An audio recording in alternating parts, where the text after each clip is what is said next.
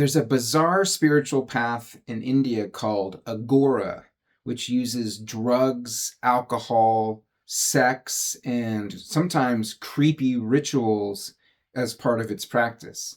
And I know what some of you guys are thinking. Hey, where do I sign up?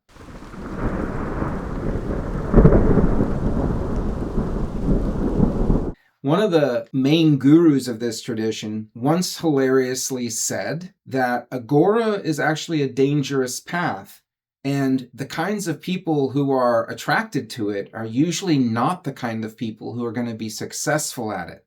And the type of person who would be successful at it is usually not the type of person who's attracted to it. And he's actually making a really valid point for all spiritual paths.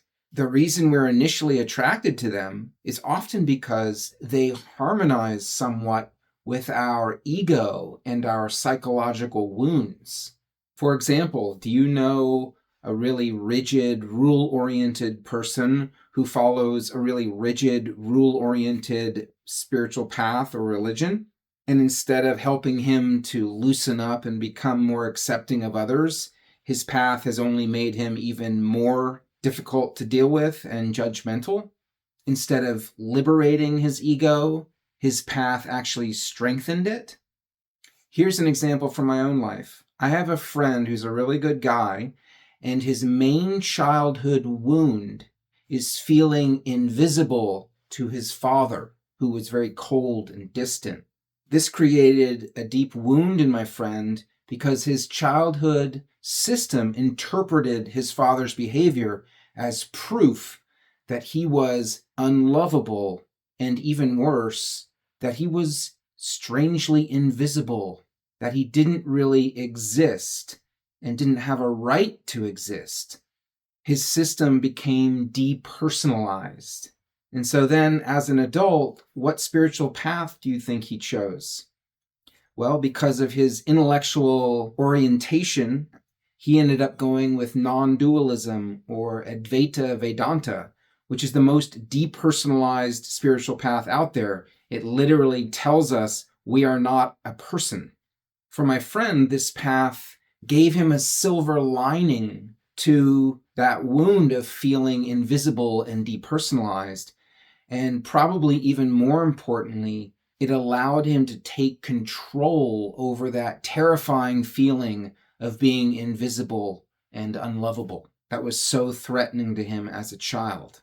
Advaita Vedanta harmonized with his ego, and it also harmonized with his biggest childhood wounds and built a protective philosophy around them. But that protective philosophy made those childhood wounds so much harder to access and heal. By the way, this is not uncommon for Advaita people, in my experience. A lot of them have wounds around depersonalization, and that's why they were attracted to Advaita and feel comfortable in that philosophy, myself included. So it's quite heartbreaking for me to see this catch-22 that he's stuck in, between having personal wounds but not being a person. Is Advaita Vedanta helping him or hurting him? My guess is both, but I suspect that he would grow and heal and become enlightened more quickly if he adopted a devotional path that focused on a personal approach to a personal God.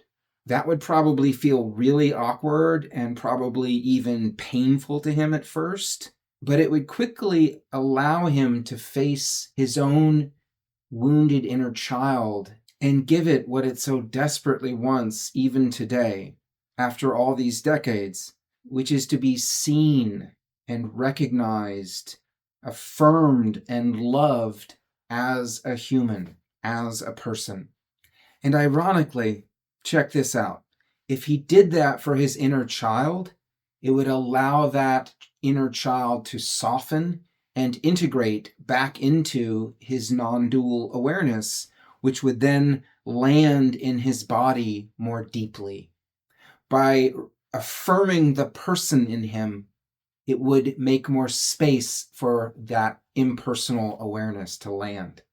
So it's a really smart thing to be aware of the ways that our spiritual path is feeding our soul and the ways that it's feeding our ego and our defense systems. And sometimes it can do both at the same time. The real test of a spiritual system is whether it harmonizes with our ego enough initially that we're willing to actually start the spiritual path, but then can take us deeper than the ego, allow us to face and heal and move through our wounds to the deeper levels that spirituality offers us. Not all spiritual paths are going to be able to do both of those things for us.